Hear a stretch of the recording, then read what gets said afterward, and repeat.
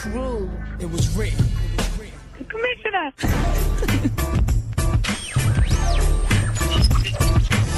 me, I'm ballin'. Catch me, I'm ballin'. Catch me like Spalding. Catch me like Spalding's. If he indeed the MC, vitamin like GNC. Can't see me like B.I.G. on CNT. Did a little bit of time on BMG. But this right here, homie, this on me. Can you be down? No, CMB. That's cold. That ain't nice, G. So what though? Lil' homie remind me of Ice-T. By the way, we share the same birthday. The wordplay is work, but f***ing is easy. So catch me, I'm ballin'. I'm sick too if you ain't catch me like coughing. Back when I said you should catch me like Spalding. It's cool, cause most cats that I bump into can't catch me that often. Most times I just end up falling. Ball for a few, then end up walking. Catch me in the ball with a Cinderella waltzing. And I do it till it's no longer exclusive. Might go once, might go twice, but never 3 times like an auction to it. See, I walk into it, I do my thing, then tell the owner that it's cool to let y'all into it. Catch me, I'm ballin'. Catch me, I'm ballin'. Catch me like Spalding. Catch me like Spalding. If he indeed... Hello, ladies and gentlemen. My name is Stephen Hughes here on tap here on Spreaker.com for the national sports radio station. We are here for the road to the Final Four. An unbelievable road for these 4 teams as the Elite Eight and Sweet 16 matches, the regional semifinals and finals are completed. They're all done. Unfortunate events at the end of the road for the Elite Eight with Louisville's Kevin Ware breaking his leg. A very horrific scene to watch on TV and over there in Indy. But obviously Louisville pushes their way, their determination, and their momentum as the number 1 seed in the tournament gets them to the Final Four. And they're actually the only number 1 seed to get into the Final Four, as Indiana lost to Syracuse in the Sweet 16, Kansas lost to Michigan in the Sweet 16, and then Gonzaga lost in the round 32 to, the Shocker team, the Wichita Shockers, Wichita State Shockers, the number 9 seed. And they're the 3rd mid-major team since 2010 to make it to the Final Four. Butler has gone twice in the last 3 years, and 2 years ago, along with Butler, VCU, Virginia Commonwealth, went to the Final Four. So obviously a lot of big news surrounding this year's Final Four. But let's go first to the roads to the Final Four for these teams. Let's start with the number 1 team in the land, Louisville. They had to play against the winner of the NC A&T and Liberty matchup. That was a playing game from the first 4. Louisville took care of NC A&T easily. Next up in the round 32 is Colorado State from the Mountain West Conference. They handled them easy, ending the first round, the second and third round action. Now they head to Indy for the regional semifinal, taking on surprising number 12 Oregon, who upsetted Oklahoma State and St. Louis in the San Jose area. Louisville easily beats the Ducks from the Pac-12, and then earlier today, Louisville, even though losing a big piece of their offensive arsenal, Kevin Ware, they get it done over Mike Krzyzewski and Duke. Louisville is heading to the Final Four. And they're not the only Big East team in the Big East official last year to head over to the Final Four, pretty much. We'll get to Syracuse in just a second. Let's go to the South region, where Michigan takes home the South region title, as they had to go through teams like South Dakota State. That was an upset threat to a lot of people, but they got it done, even though Trey Burke did not perform to his standards. But Trey Burke came back against VCU, a very tough A-10 ball club, and they got the job done over the Rams. And then they head over to Arlington, Texas, a big matchup against Kansas, and they get it done. They beat them. And then just yesterday against Florida, today, they get it done against the Gators of Florida out of the SEC. Michigan is heading to the first Final Four since the Fat Five did it back in 1993. And here comes to the other Big East team, Syracuse, out of the East region from Washington, D.C. They had to start out playing against Montana in the San Jose region. A little bit of coincidence there. The 2 Big East teams coming out of never mind, forget it. Syracuse. I was getting a little too ahead of myself a little bit. Syracuse out of the San Jose region beat Montana and then beat Cal, 12 and 13 seeds right there. So easy road to the Sweet 16 for Syracuse. But they go straight into a tough game against Indiana, number 3 team overall in the tournament, and they get it done. Indiana, unfortunately, the second number one seed to fall in the tournament. Then Syracuse heads to the Elite Eight yesterday, takes on Big East rival Marquette and gets it done. They hold Marquette to 39 points. In the same building, they got held by 39 points to Georgetown. Over the DC, Barack Obama was there. He was having a good time. Syracuse is heading on to the Final Four for the first time since 2003. And then the surprise story, the last road we have from the West region, Wichita State, from the Valley Conference, the Missouri Valley Conference, which has the likes of Creighton and Missouri State, not teams you probably have never heard of, but Creighton was a possibility of heading to the Final Four, but they did not get it done. But let's talk about Wichita State. Wichita State, a win over the Big East rival Pitt, took them straight to a matchup they would love to have. Gonzaga, the number one team in the West, and they took care of them easily by 6. Then they took on surprise team LaSalle, another Cinderella story, who had to beat Kansas State. They had to play in the first 4 game, against Boise State. They beat them, then beats Kansas State, and then beats Ole Miss, who upset Wisconsin. So LaSalle had a tough road. They already played 3 games. You think that they would get hot or hotter? Does not turn out that way because Wichita State easily handles them. And then Ohio State and Wichita State. What a great game that was last night. And Wichita State, the Shockers, shocked the college basketball world as the Shockers. Heading to the first Final Four since 1965. They are the first Missouri Valley Conference team to head to the Final Four since Indiana State pulled it off with Larry Bird on their roster. Very notable name that is a Hall of Famer in the National Basketball Association. They headed to the Final Four where they would lose to eventual winners UCLA. So let's give you some analysis, pretty much what we were all surprised about. First, let's go straight to the fact that Florida Gulf Coast, I haven't mentioned them yet. This is the first time I mentioned them. And their impact on how they got to the to the Sweet 16 is unbelievable, pretty much. A team that, from the Atlantic Sun, but that's like below mid-major. That's just terrible. I never heard of the school, just found out, but amazing road they accomplished to get to where they were at in Arlington, Texas, against in-state rival Florida. And from the get-go, I thought Florida Gulf Coast was going to pull it off, but Florida, the better team at the end of the day. Hopefully, Florida Gulf Coast can redeem itself. Hopefully, they don't lose their coach because their coach is probably very high in the coaching market for teams that are looking for a head coach, just as Minnesota. UCLA already hired a guy for the coach from New Mexico. But, he's going to be a favorable target for teams that are looking for a coach, a little bit of an upgrade for the head coach over there for the Eagles. Other shockers. I gotta go with Oregon. Like, surprise. It is a surprise.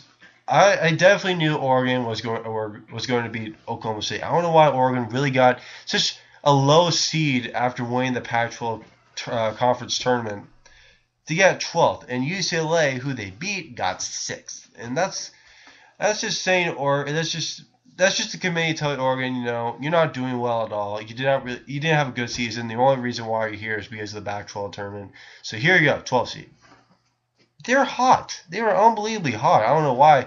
They should have gone probably 8 or 9 seed. They got 12. And what they did is show the committee why that was a mistake. They just beat Oklahoma State, a team that wasn't even close to winning the Big 12 conference tournament, and they just handled them with ease. Then they play A-10 conference champion St. Louis, who also were on fire and also have a chip on their shoulder because their coach passed away during the season. So what do? They beat them. Now who looks bad? The committee. 2 wins in San Jose for Oregon. Plus they had home region advantage, pretty much. They're in the West Coast. They're in San Jose. Boom, there's your home court advantage. Pretty much. You pretty much got most of your fan base there. And then for Oklahoma State, you have like a fifth or a quarter. And the same thing for St. Louis. They're in the Midwest, in the southwest part of the country, and not all of them are gonna fly over here. But if you're Oregon, if you're in San Jose, California, that's not a bad drive. Perfect for them. They're helping out their team. Some notable games I'm really surprised about. It doesn't matter about the team going as far. They could have lost in the round of 32, but they made a difference in the second round. Harvard. How did Harvard beat New Mexico? And how did the New Mexico coach right after that game get hired by UCLA? That's kind of weird. Don't you think that UCLA would find a better coach saying, Steve Alford, all right. He lost to Harvard in the first round, and his team was a 3 seed. His team won the Mountain West Conference tournament and regular season title. You lose to Harvard, who in the Ivy League do not play a conference tournament. They just don't. It's the regular season title winner, automatic, you're in. What did Harvard do? They just handled them with ease in Salt Lake City. What the heck? But New Mexico also, they kind of had home court advantage too. Utah and New Mexico, not that far from each other. Harvard and Utah are so far away from each other. These teams are really surprising me. New Mexico was the biggest shocker. I don't know why they lose to Harvard. Harvard. I'm just saying. I'm not. All respects to Harvard, they beat New Mexico. They earned that win. It's unbelievable. Unfortunately, they lost to a very talented Arizona team. But really, New Mexico, you lose to Harvard. You're such a better team. And then you lost your coach. Insult to injury. You lost to Harvard, you lose your coach. That's how stuff goes around the NCAA, I guess. Other upsets, or close upsets, I would go Davidson. You had a great lead against Marquette. You could have put off a nice upset, like Harvard did. But you blew the lead. Marquette came back. They win. Marquette, Golden Eagles, they win by a basket, or 1 point. I think it was a basket, yeah. And then they go on to the Elite Eight. Honestly, I didn't want Marquette to go to the Elite Eight. They're not a good team. They're led by one guy, Vanderbilt. I don't even know why that's even a name. Jeez. But Vanderbilt leads the team. Pretty much. That's all I hear about Marquette. Highlight. All right. Syracuse against Marquette here in the Bradley Center in Milwaukee. Here comes Vanderbilt. 3-pointer. It's good for the Golden Eagles. And also later, Vanderbilt, he's a number 3. And he leads the Golden Eagles to another victory. Well, what do we say there? Vanderbilt is their leader, and he's a one-man wolf pack for that team. Everybody else is not really a good player. Marv Vanderbilt is a great player. He's kind of like a Kobe. He's carrying the team pretty much. Anyway, Marquette didn't make it to the Elite Eight. Lose to Syracuse. I'm glad for that. If Marquette made it to the Final Four, that would have been a little bit upsetting for me in a bad way. But Davidson, they put up a good fight. Stephen Curry's team. But, come on. Marquette did not have that game. Davidson had that game the entire way, but, stuff doesn't go your way sometimes. Other games. Cal. This is it was an easy pick. For my bracket, I did not pick them because I thought UNLV was more talented. But I should have known that home court advantage to the absolute max was in effect. Cal is in Berkeley. Okay, I live in the Northern California area. I know where Berkeley is. It's across San Mateo and Bay Bridge. I know where San Jose is, 30 minutes away from where I live. We're here at the National Sports Station affiliate here in San Mateo, California. But I know where everything is, pretty much. But Cal is led by one player also. Actually, two. Everybody else, they're pretty much pickle scrubbers. That's all I can really say.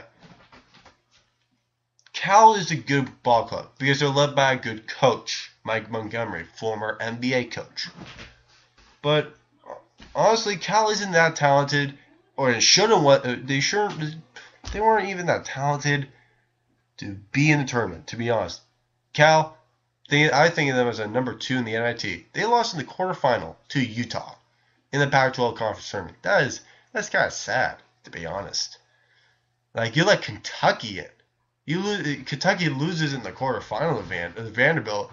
then they become the number 1 seed. I'd rather have Kentucky play UNLV. That would be a nice matchup. But mainly the reason why the committee did not let Kentucky in is because they lost in the quarterfinal. They should have gone farther. Plus the fact they lost Nerlens Noel in the game against Florida. But, we'll never know. But Cal, definitely a surpriser there, but they had the home court advantage, so that's all I can say about that. Florida Gulf Coast, sorry I talked about them. Let's look around. Oh, here we go. Ole Miss. They definitely carry some advantage going to the tournament after their conference tournament victory from the SEC against Florida. The one point guard, I don't even know his name. I don't want to even know his name. He looks like a straight up redneck. He's just like got beer going. He's just drinking some beer, and then that's like Gator Stomp, woo, Gator Stomp, something like that. It's like cut it out, dude. Come on, like no one really wants to see that. No one wants to. It's kind of annoying us because, it's great you're going to the NCAA tournament, but really, like, you're pretty much going to stop there. He didn't. To be honest, he didn't. He played a good Wisconsin team for the Big Ten, and they won. They lost to LaSalle. What the hell? They lose to LaSalle, another A-10 team. Atlantic Tech teams are extremely good. I'm not doubting them. Butler, unfortunately, they're leaving soon. Valpo? No, it's not. No, not Valpo. St. Louis, VCU. Those are quality teams. LaSalle, obviously. But Ole Miss, as a higher conference in between SEC and A-10 in a matchup, what would you choose? SEC, which has gone down in real strength in the programs. Like LSU has gone down to 2. They're not a good ball club at all. Auburn, they went down. Alabama's going up, but they're just not reaching the tournament at all. They're just coming up short all the time. Committee, I don't know why the committee doesn't let them go win once in a while. I think it's because of the early lost games in the conference tournament. Georgia, they went down. They've been down for years. It's sad.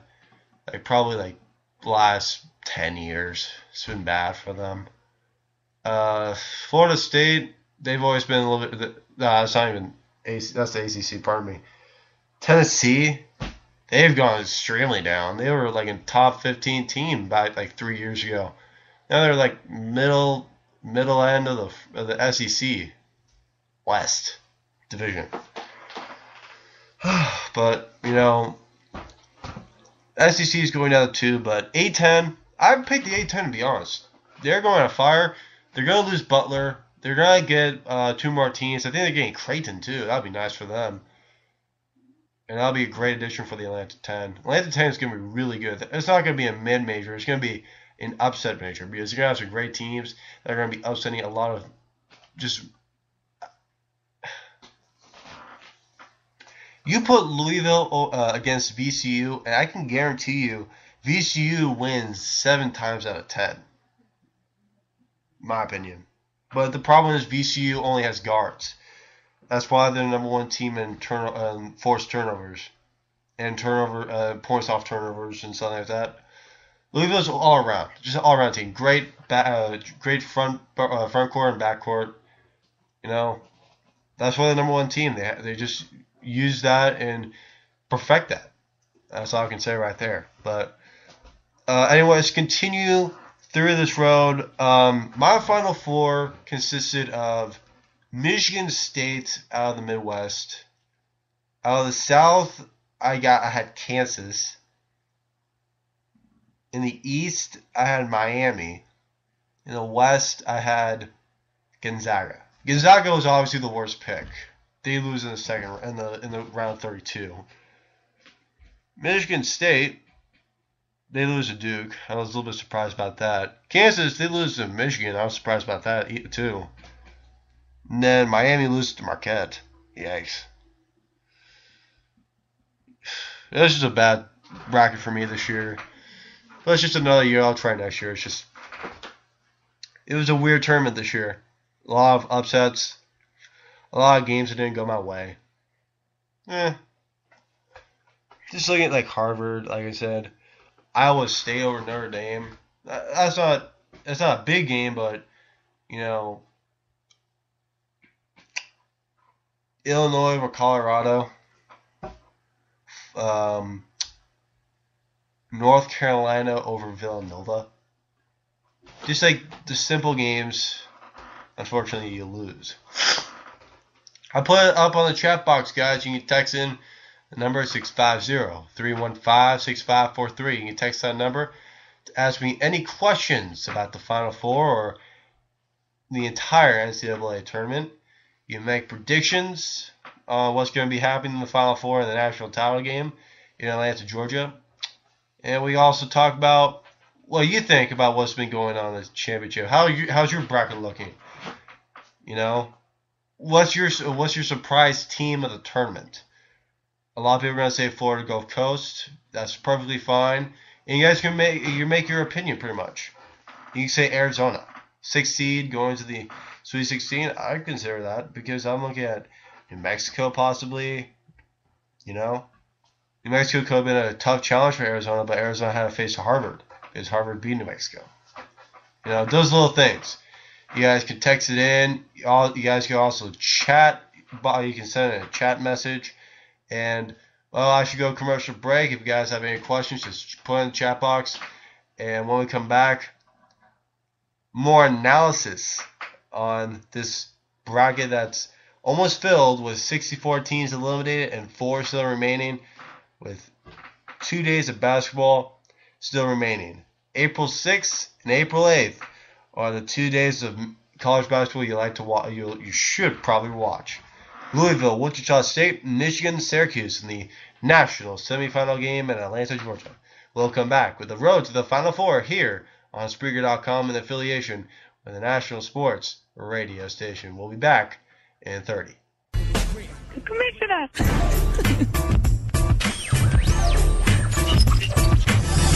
I'm ballin', catch me, I'm ballin', catch me like Spalding, catch me like Spalding's. If he indeed the MC, vitamin like GNC, can't see me like B.I.G. on CNT, did a little bit of time on BMG, but this right here, homie, this on me, can you be down? No, CMB, that's cold, that ain't nice, G, so what though?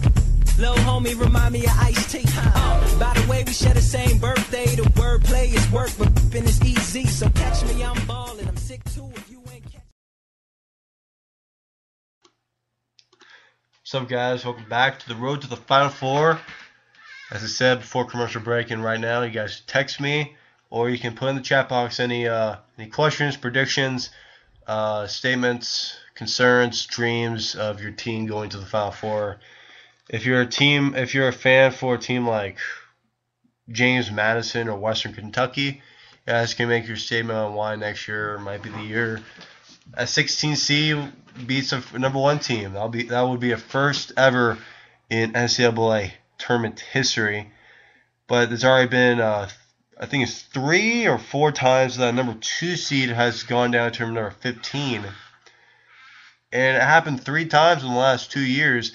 Florida Gulf Coast this year, and then Lehigh, and there's another team. Lehigh beat Duke last year.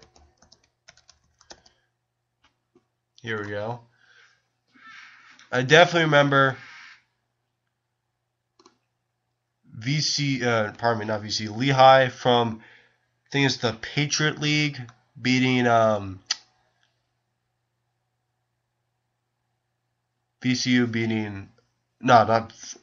Lehigh beating Duke. Some other games, Santa Clara, led by Steve Nash, a freshman from Santa Clara, beat Arizona. Richmond beat Syracuse. They were the first number 15 team, never trailing in their win over the Orangemen of Syracuse back in 1991. Pardon me. The Santa Clara game was back in 93. 97, it was Copen State in South Carolina. Copen State with the win. Then in 2001, Hampton beat Iowa State 58-57.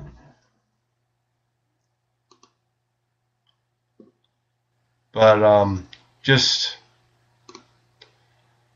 and then here we go. Lehigh beat Duke, and then just remembered. Just saw this.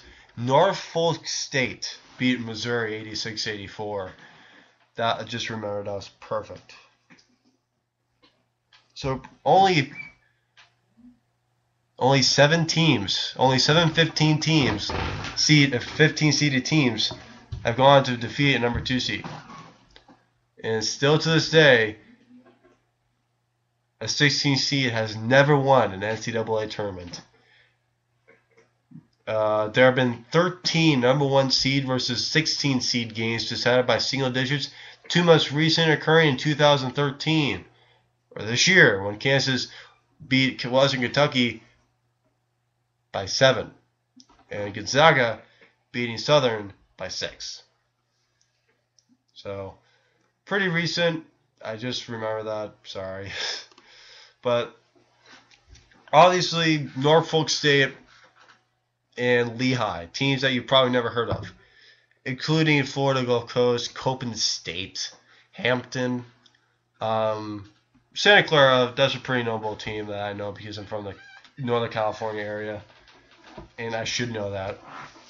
But obviously, just the NCAA is full of fun. But just going. So now let's go to the analysis for the semifinal games. Michigan and Syracuse, 2 teams with good front courts. 2 good front courts. They have some good big guys out down low.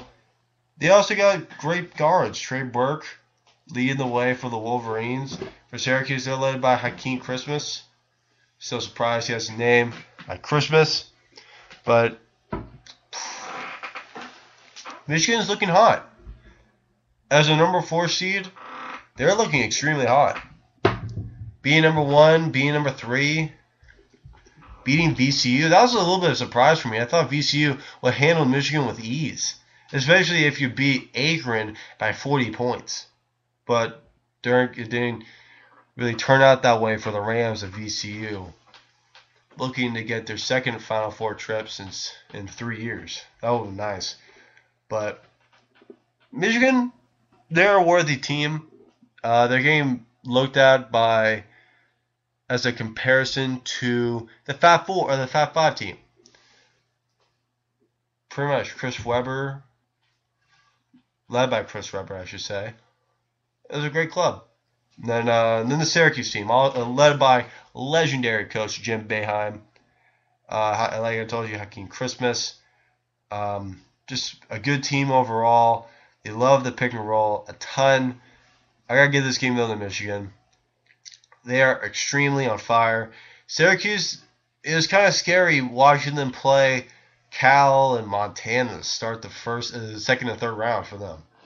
That was kind of a problem for me because heading into Indiana, I thought Indiana was gonna crush them because Syracuse had no way they can handle and adjust to the way Montana Cal played to the way Indiana played. Indiana's a number 1 seed, number 3 overall in the tournament. I was thinking Syracuse was going to be obliterated by probably like 20. They win. Syracuse wins. Unbelievable. And then they beat Marquette. But they should have been. They had to beat Marquette. Big East rival, had to beat them. And it was guaranteed that Big East team was going to be participating in the Final Four because Syracuse, Marquette, 2 Big East teams. One wins, one loses. They're both from the Big East, and they're heading to the Final Four. So we got 2 Big East teams heading to the Final Four. Obviously, that's bittersweet because of what was going on with the Big East, with the 7 Catholic schools leaving the Big East, keeping the name, bringing on some other teams. Then the others are just moving to different conferences or just stranded, pretty much. And then the Louisville-Wichita State game, this could get interesting. This game right here. Wichita State has a big man. Louisville also has a big man. Both teams have good guards. This could be a very tight game. This game could probably go to overtime.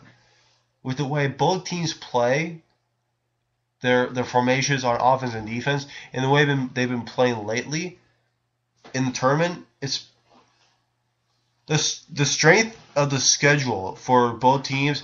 The edge goes to Wichita State because Louisville's the number 1 team. They play a 16 seed, an 8 seed, a 12 seed. Then they play number 2 Duke. For Wichita State, they play 8 seed, which isn't that bad, but they play number 1 seed. They play an extremely hot number 13 seed, and they play number 2 seed, all while being a number 9 seed. Wichita State has the edge for strength of schedule. But this is a good Louisville and Wichita State. That's a push game right there. So it's gonna be Michigan versus the winner, the Louisville and Wichita State game. Have to make a decision now. It'll be Michigan and Wichita State in the national title game, and Michigan wins. Simple as that. Michigan is the overall best team. They need to live up to the expectations that are set on them because of the Fab Five and everything that happened 20 years ago or some time like that. It was a long time ago. Michigan needs to reclaim the glory that they had back in the day. They took over the glory that UNLV had. There you go. Probably as that. Simple as that. Thank you very much, everybody. 32 minutes is up and 1 more minute to go here in this Road to the Final Four show. I want to thank everybody. Keep tuned to the NCAA tournament, to the Final Four, to the national title game, and post game, as you can go to CBS to watch coverage of the Final Four. You go on ESPN to listen to an analysis and predictions for those games. Also, you can go on TBS, TNT, True TV, and CBS Sports Network. I want to thank all those networks for giving us coverage of the NCAA Division I Men's Basketball Championship Tournament. It's been a blast. 64 teams have been eliminated from the 68-team field, with only 4 remaining, the Classic Four, that are heading to the 2013 Final Four in Atlanta, Georgia, where the winner will be announced on April 8th, the national title winner. It will not be a repeat for Kentucky. They did not make it.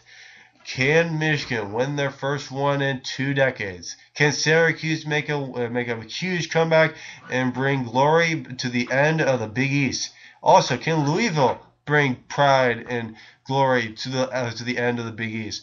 Or will Wichita State complete the Cinderella story of a lifetime, beating number 1 Louisville and beating Michigan or Syracuse to win the national title, a first for school history? It'll all be revealed in the next week, where April 6th and April 8th will be the head of national coverage for the NCAA tournament. Good night, everybody. Good night. Happy Easter, and go National Sports. Hope everybody is listening from across the country and across the globe. If you don't know what this is, go to CBS.com or ESPN.com to get full coverage and to catch up on what you missed here on this Final Four weekend coming up very shortly. Thank you very much, everybody. Have a great night and keep watching the NCAA tournament. Good night.